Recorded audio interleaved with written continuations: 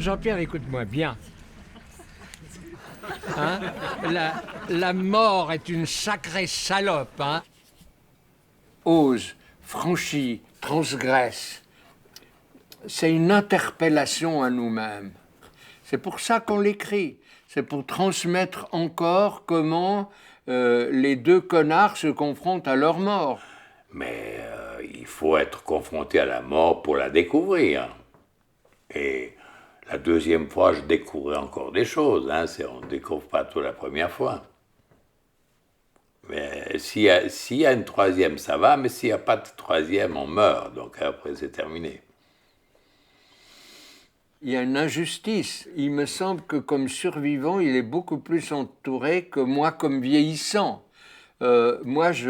Vieillissant, il y a un énorme tabou. C'est un des derniers grands tabous entre nous, le vieillissement.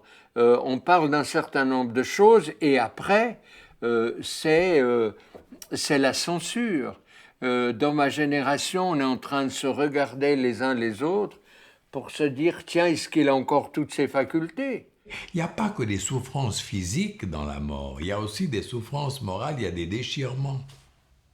Quand on est face à la mort, avoir des positions, hein, c'est difficile.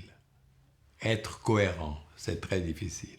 Plus on avance et plus on est soumis, en pensant à sa propre mort, sur une série de remises en question de soi sans fin. Beaucoup de nos contemporains ont beaucoup de peine, je dis beaucoup, à parler de la mort. Pourquoi? Parce que nous sommes d'abord des vivants. Et que vivre, c'est compliqué, et vivre prend beaucoup d'énergie. Mangeons et buvons. Voilà. Merci à tous. Hein. C'est quand vous avez fait un long c'est grâce à Jean-Pierre. Il avait le badge. Il a du bon.